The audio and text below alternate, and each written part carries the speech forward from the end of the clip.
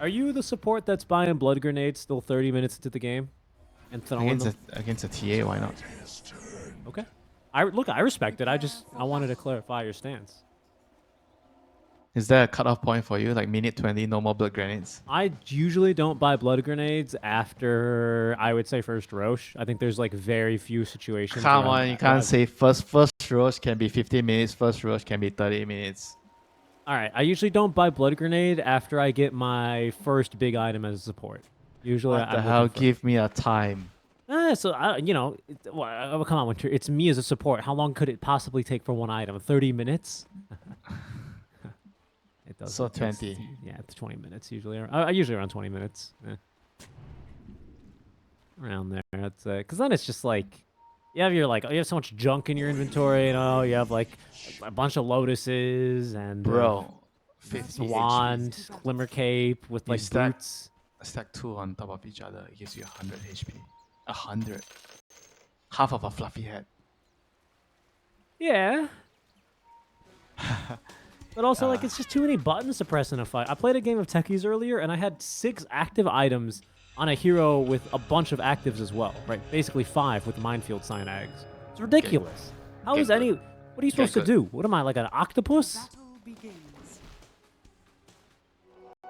Stop complaining.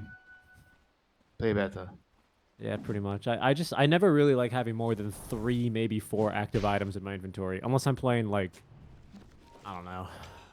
I can only take 4, to be honest. Yeah, right? Like, eventually... And boots. 4 plus boots. Unless my boots are greaves, then it's, you know... But to be fair, if I'm being entirely honest, after 3, I'm like... My brain can't handle it anymore. That's what I mean. Like, what do you... Who are these people buying all our items? 3 spells to cast, and then you have backpack item. Yeah, man. You have people, like, backpacking the refresher, passing the cheese in the middle of fights. These guys are just built different, honestly. Yeah, you just have to grind, play a lot of Dota. So let's jump into the lanes. Indeed. Let's look at the lanes. Mid lane, we'll just watch a little bit here of TA do TA things. Ooh, he's kind of getting her butt beat, not gonna lie. 2 denies early for Makoto. I mean, I didn't want him to play the Pangolier just because I wanted him to see him on a different hero. He's played a lot of Pango in these qualifiers, and he's been very successful on the hero. So it's no surprise to see Makoto now go back to something that, you know, he's a bit more comfortable on.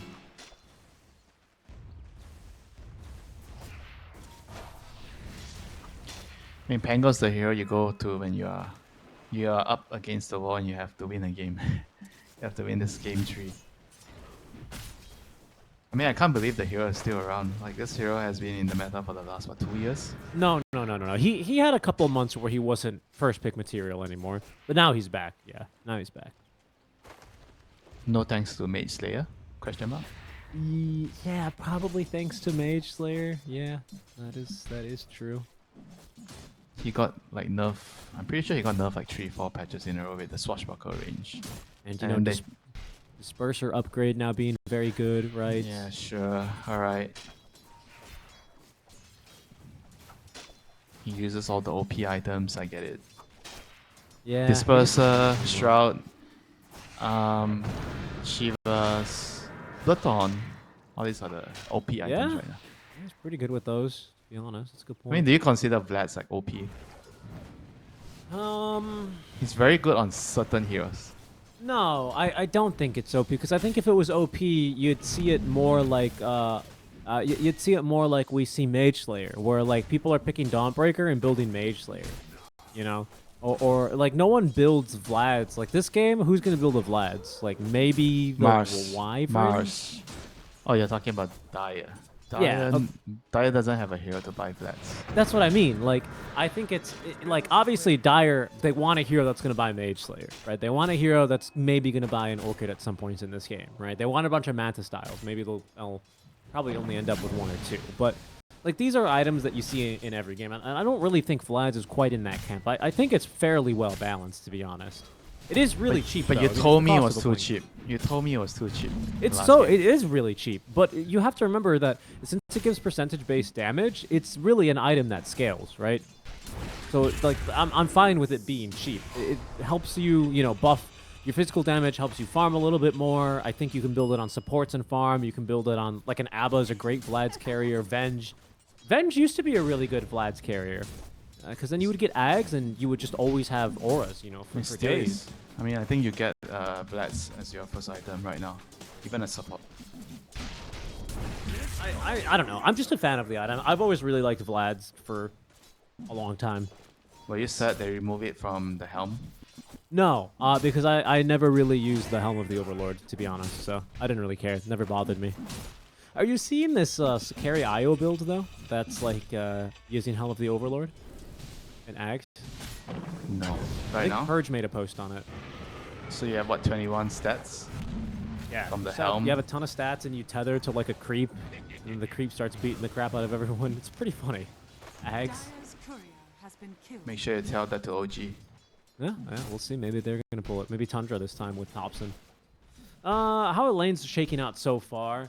Masuro starting to struggle a little bit, but of course has that regen, and with the Helm of the Iron Will, can take a bit of a bruising. 2 points, though, in that Hope Stomp. I wonder if he'll try and put anything into Retaliate soon enough. Top lane, what are we seeing? 10 denies from WS is fairly impressive, I have to say, especially this early on. I've seen this happen a lot with Mars. Mars always has a lot of denies. Good animation, good damage. That's true. Yeah, and especially with the build, the double bracer build. Like everybody Right. goes double bracer into Blats right now. You have like an ability where like you can deny and then immediately God's Rebuke, you know, Spear also is pretty Yeah, decent. the animation is just way too smooth. Yeah. Jackie.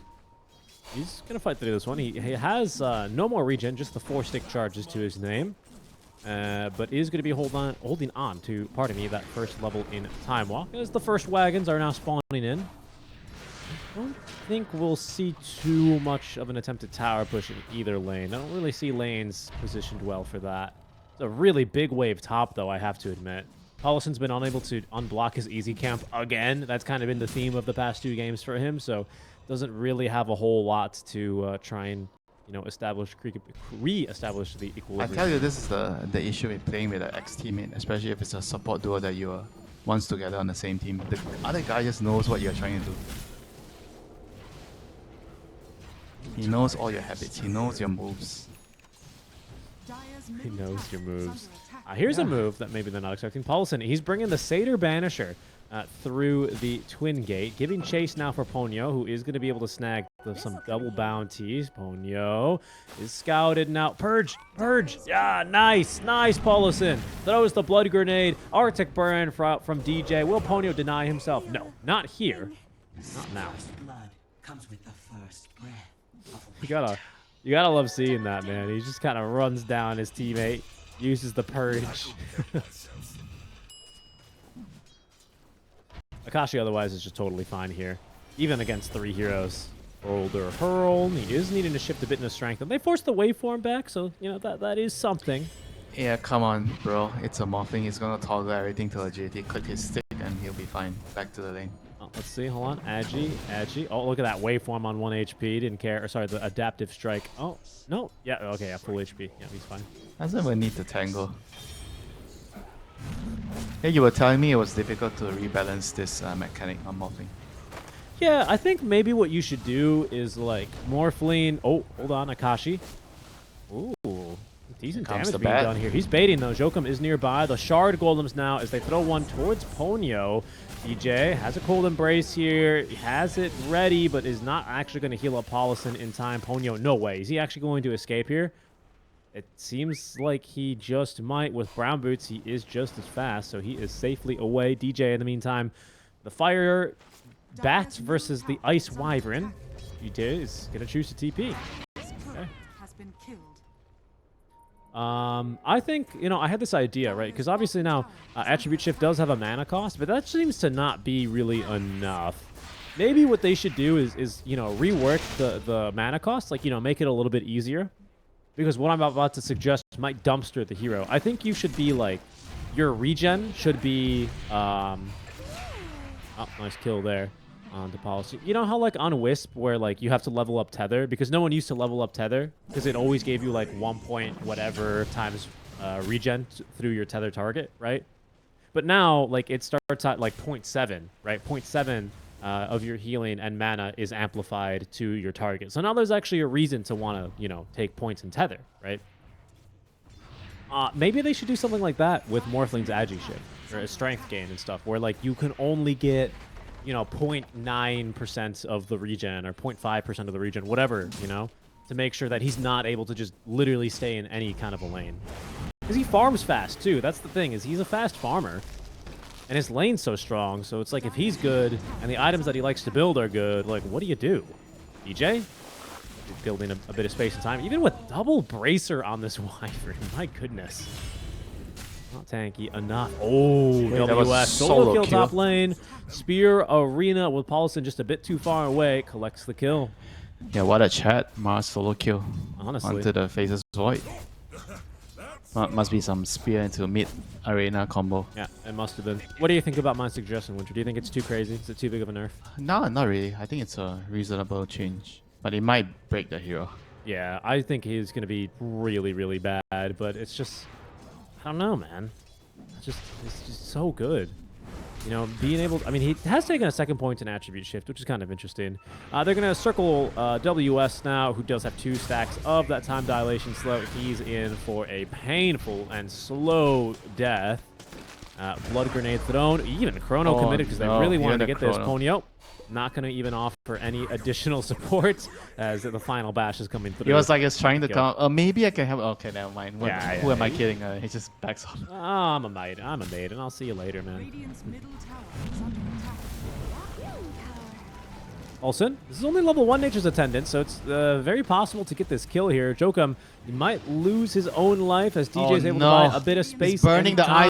But he is burning inside of the ice, and he lives on 35 or so HP. Jokum is also going to be able to escape, so just the support's doing a bit of good old fighting, good old scrapping. Careful here, though. Okay, he'll be fine. I thought the Centaur Conqueror was going to be able to secure the kill. Well, Talon, meanwhile, quietly built a 4K lead from the lanes. Whoa! I just realized they were 4K ahead. Yeah, and it's going to extend here. Look at Chuan farming this mega stack. Yeah, I mean, like I was telling you about how I felt about the drop, and I saw the lanes. I feel like Talon should have like a very, very good lanes across the board, and it's. I mean, I didn't expect it to be this good. 5K at 10 minutes. This is a huge lead right now for Talon. I mean, Bleed has to try to figure out how to cut some of the lead away with this Pango running around. He's gonna have to try to make some rotations to secure some kills on the side lanes. I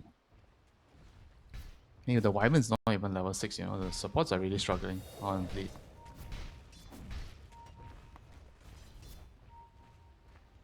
Radiant are scanning.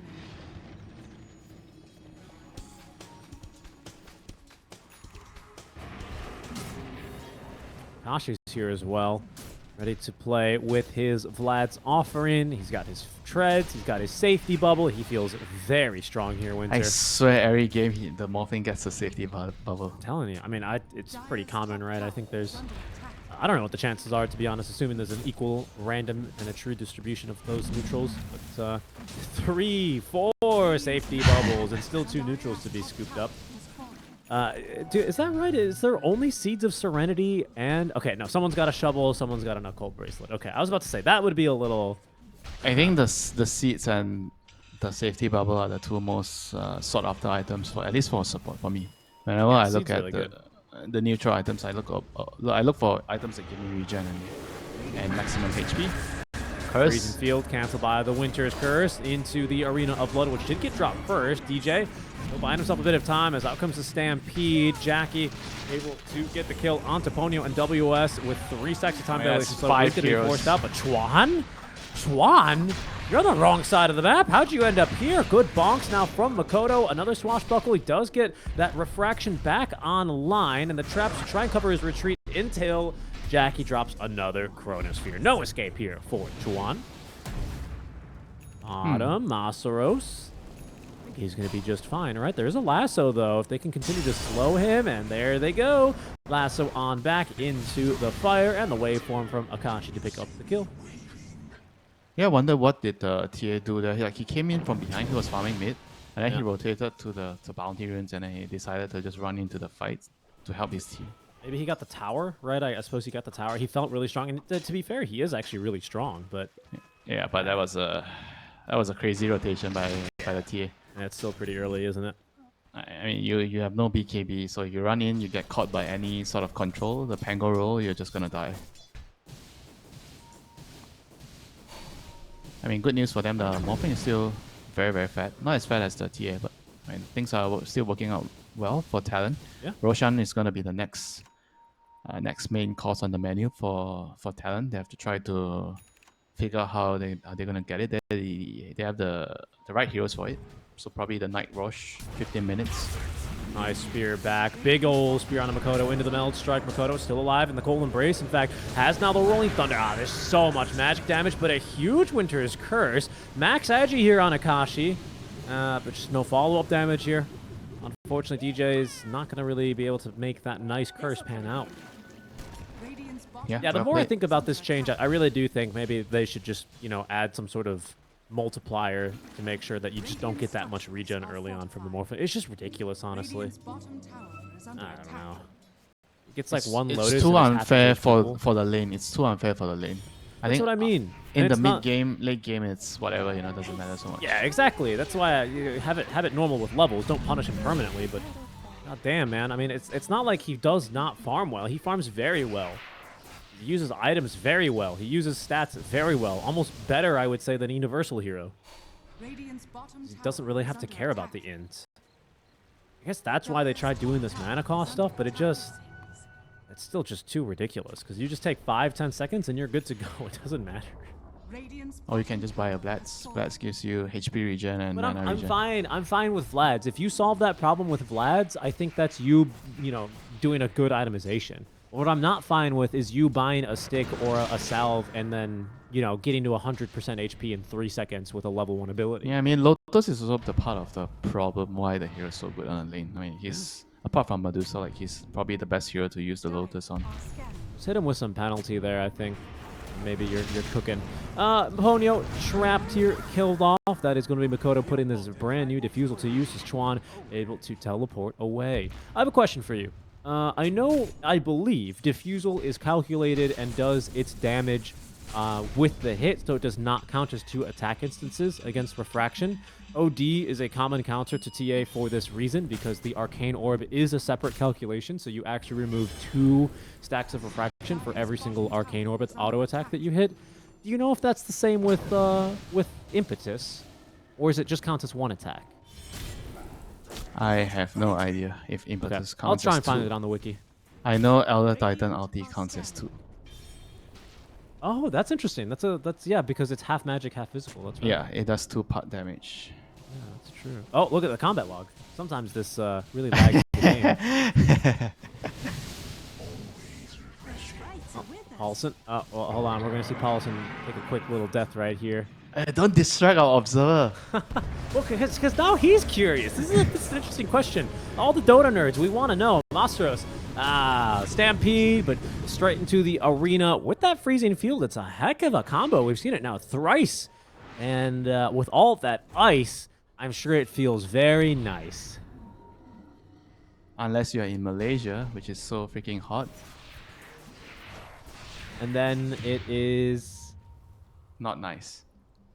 Well, you know what you call the freezing fields in Malaysia? You call what? it in off ice. Choke him. He's in trouble now. Stuck trying to get off the map, but it's going to be kept in place. Then Makoto gets the kill. Okay, hold on. Akashi, it's fine. Yeah, it's fine.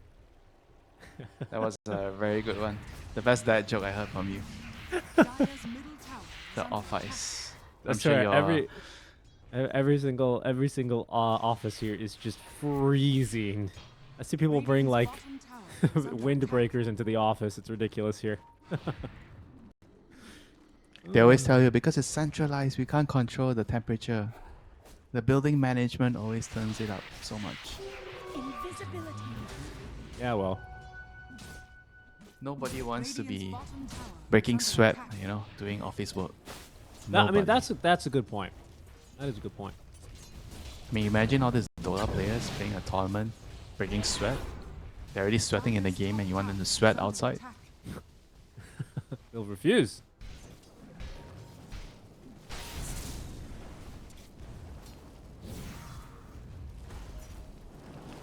Just some tower trades here. Everyone's kind of just farming up. I think this is like kind of typical game 3 stuff where Talon, they've been able to find kills because they're just better with their spells. Their Blink Dagger on Mars is going to be a bit more effective here, and soon into the Desolator.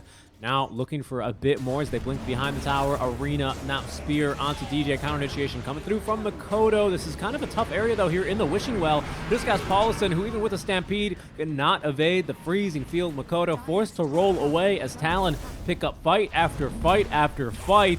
The Spear back from WS. Chef's kiss right there from him. This is another strong game from Talon. Bleed. They have to turn things around. They cannot sustain this pace. No, they can't. I mean, the Faceless Void has to try to find a way to use his chrono to help his team. I just feel like he's been like just ignoring his team or just using his team as bait to farm, which you know how I feel about carries that do that, right? I think whenever you're behind, you need to help your team. You can't just, oh guys, just go defend the tower and buy me 2 minutes so I can farm. I think that's not the right way to play the game right now.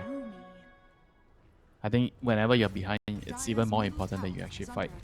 I mean, you don't obviously fight whenever you want to, but you just fight with your right timing, with your team, and everybody has their spells. You try to use your spells as your timing window to fight. Because I feel like they are not actually that big, right? If you think about how the fights are going to start, if you can get a good stun off from the Centaur, create some chaos, and then the Pango's rolling in, and then the curse, you have the curse and the chrono. I feel like there's a lot of potential to win the team fight. And in the chrono, you have impetus and you have the wyvern to throw some spells in. I think that's a decent amount of damage you can throw into the chrono.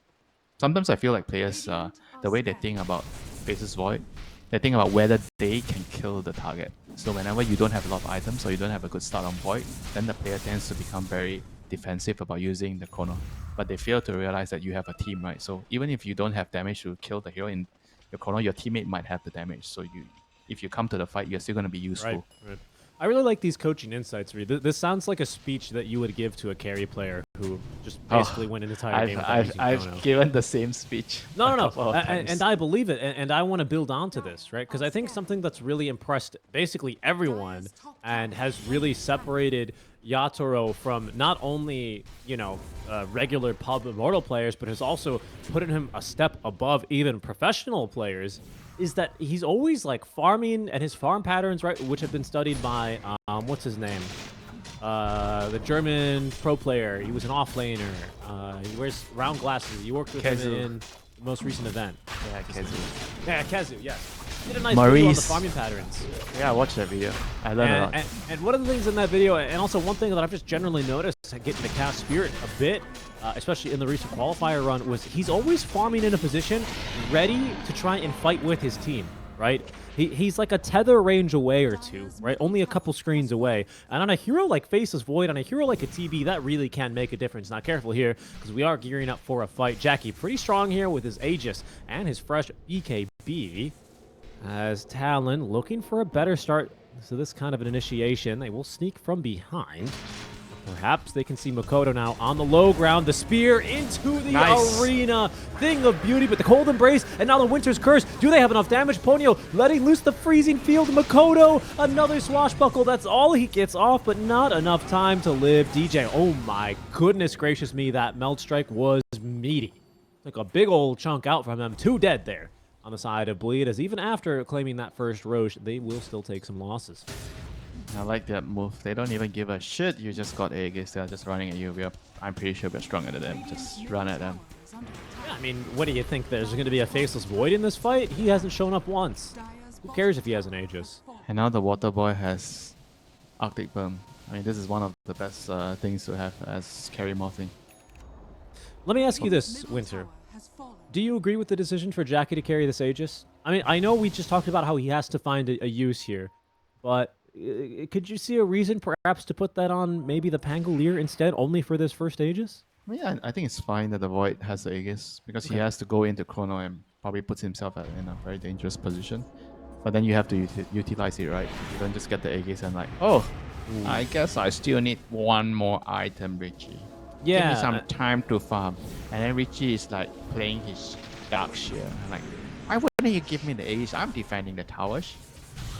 So you don't want your teammate to have those kind of bad thoughts being, so Yeah. you better make sure you take the Aegis and you show up. Okay. Well, he is trying to show up, getting a bit aggressive here. Time dilation again there onto WS, who has his BKB Blink Dagger Arena of Blood ready to go a second time. Not a single point in this bulwark. I can't believe even a single value point for this is what he wants. Stats OP. Stats OP. Ooh, Spirit Arena again the third time. There is going to be the Aegis burn down. Now let's see what they can do for round number 2. Ponya ready to go with the freezing field. Jackie activates the BKB. Melt Strike from the high ground here from Chuan. That damage time walked up immediately. I believe they're just backing up. They're like, all right. We're done. Chill. 2 is going to be able to escape. That was pretty close for both of the supports. Thanking their lucky stars, they're able to see each other again in the fountain, but Talon, they might just run it down mid here, look to apply some more pressure, and in fact, they might have a little bit of pangolin for dinner. Makoto able to survive a bit now through that lasso, as out comes the freezing field. Masaro's mostly out of range, still getting hit by a few of these explosions. That's going to be the cold embrace keeping him alive, but Chuan with the meld strike, nuking him down. Akashi preventing any sort of follow-up there. They do only get Jokum. Polison at least will be able to poke him down from range. It's something Talon aren't going to be able to push up to the high ground. Believe they live to fight another day. And Jackie just unable to find a usage there for the Chronosphere. It's a bit tough here this game, obviously. When is that day, Richie? Live to fight another day, but when is that day? When is the day? I feel like when Void was getting jumped on there, the CM Frostbite, and the TA was like going on him. Radiant's top tower is They under probably should have just tried to go there. I don't know, like the arena and speared the Aegis, and they did nothing for it. And now Jackie once again. Right, he has nothing to dispel the CM Frostbite. No Manta, so he's gonna die. And this is very, very bad news. I feel like they have not been able to string together a move since minute 10, 15. Yeah, Last time minutes has all been Talon. They were used exclusively in this area where Makoto is farming. That's it. That's all the Chronos we saw. Ooh. Another kill there on the Polison. Maybe he was trying to get in there to snipe the Tormentor or something. Look at Jokum as well. He's daring anyone to try and push this wave out. He's like, yeah, my team just took your Tormentor, but I'm still going to be able to set up for another kill. This is great play, honestly, by Jokum. This is kind of exactly the kind of pressure that Bleeder were able to apply to Talon Game 1 using a different hero, right? In that game, it was the Bounty Hunter. Here, it's the Bat Rider looking to set up these kinds of moves and kills. This, to me, is like some of the most impressive bit of macro game sense to have, like playing these kinds of position 4 or 5 heroes in this case, right? Being able to move around the map, like it's a deceptively difficult thing to do, to be in the right place, to get a read on the map, to know that you're not going to cross a creep wave, that you're going to interrupt your team's farming pattern, that you're in the right place, that you're not going to run into enemies farming. Like, this is not easy. I think it's low-key one of the hardest skills to kind of master as a support. Yeah, using the vision and understanding your opponent's vision and playing around it. It's gonna take you a long time to learn this. A lot of hours and watching replay, discussing about theories. And what I like about this game is the two supports fighting against each other, Jokem and Polozon. I'm sure they had a lot of discussions like this when they were on the same team. So putting everything to the test. Oh, 2 years ago you said this was bad, and today I beat you with this specific strat. Do you still go back and forth like that with some ex-teammates, Winter? Some, I tell them.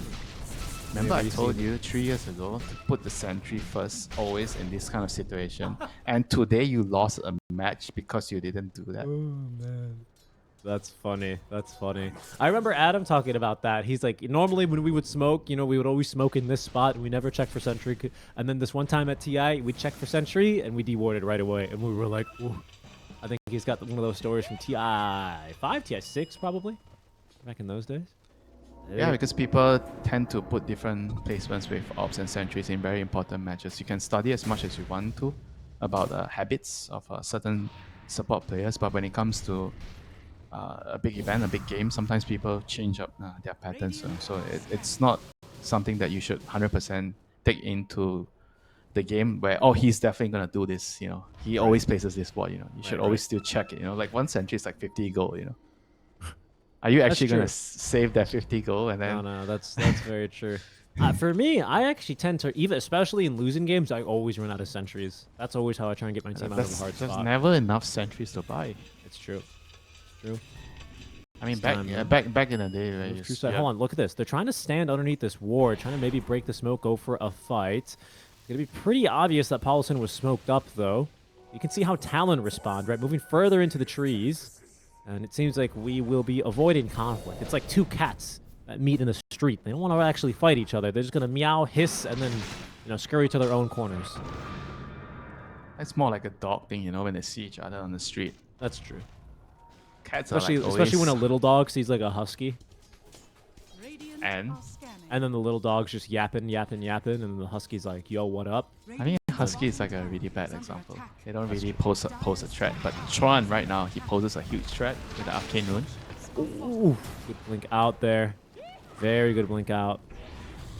And yes, the Eye of the The Vizier. jump. Look at this. We have a Chronosphere. We're just going to go ahead and drop it immediately, trying to get through this Templar Assassin as fast as possible. Oh, no. Oh Talon's my God, he's still alive. Okay, he is going to be taken down, and Jackie time walks off the damage, so that is an acceptable fight. DJ gets the kill on Deponio as the Rolling Thunder is going to be interrupted here. Makoto, oh my goodness, still managing to escape. No, the last auto attack from Jokum, actually enough damage. Akashi, he's going to be jumping on it, but he has 4 time dilation stacks on him, so he doesn't have a lot of spells to play with right now. Just the right clicks with the Arena of Blood trapping both supports in. Jackie and Masaros able to take down Jokum at long last, but look at the damage these two are pumping out. The final boss now, Akashi, trying to beat back Jackie. He's got his own time dilation on him now. He can't time walk away. He's going to go down to the right Morphling right clicks.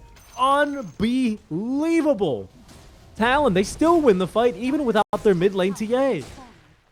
I mean, this morphing has been giving us a clinic on how to play the morphing in team fights. I think he played that fight very, very well. I mean, thanks to the enemy team having to chrono and throw everything on TA. I mean, this is why I felt like it was a really smart decision doing a draft when they saw the void.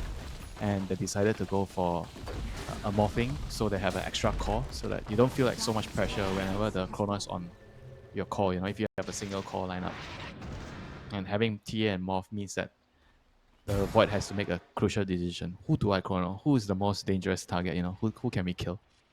And all inning for the TA definitely did not like work out for them.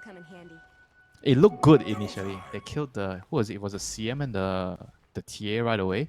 But the 3 heroes, the Fat Rider, the Mars, and the Morphing had enough in the tank to just kill everyone.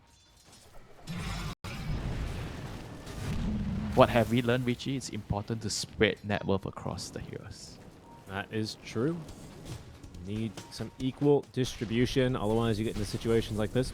Yeah, try going to your next pub and telling your teammates that, hey, we need equal farm distribution. What, you don't have the support tax in your game? That's what I do.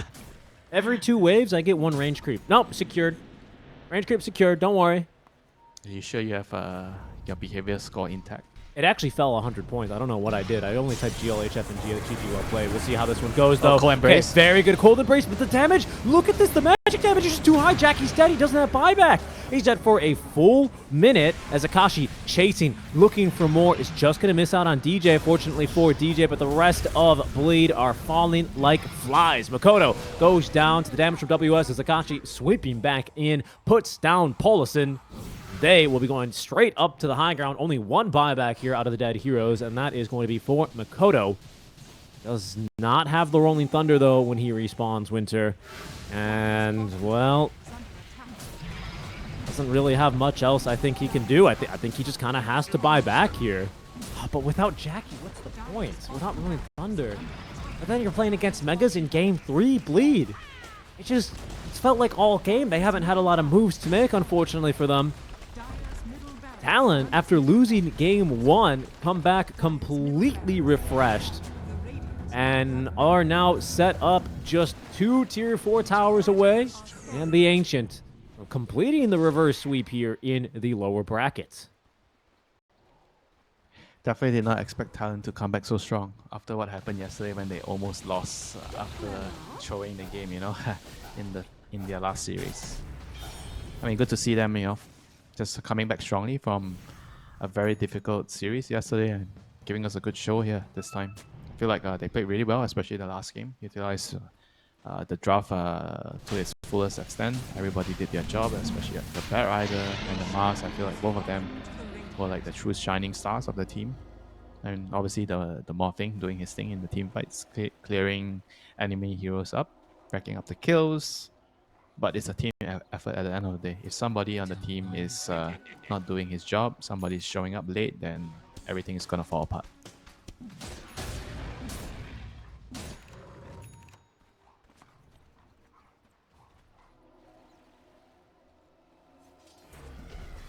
Did not expect Talon to come back this well, right? Today. No, honestly, I didn't. And I don't know. I've got to give credit to Chuan. I thought he, speaking frankly, Winter, I thought he played a pretty bad game. Yeah, he dropped the Dota ball yesterday, yesterday. Okay, end of story. Right? Well, look, that's just how it went, right? And he's really picked it up, though. He's had really solid lane performances. He's been able to counter the rotations on the DK games, especially, right? I have to commend him. This is exactly what you want to see in your mid laner, right? That kind of resilience to bounce back from tough games, from tough days, even from day number one and match number one here of their second day as they try and keep the lower bracket dreams alive.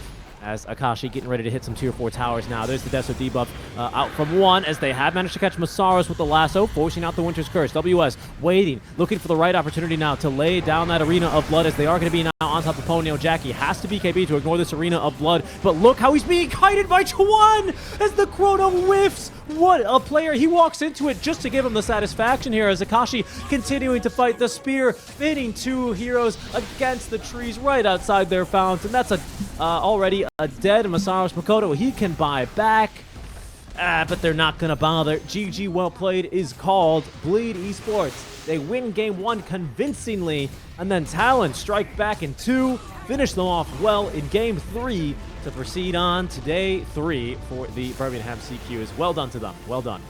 Yep, well played, well played. Very good game.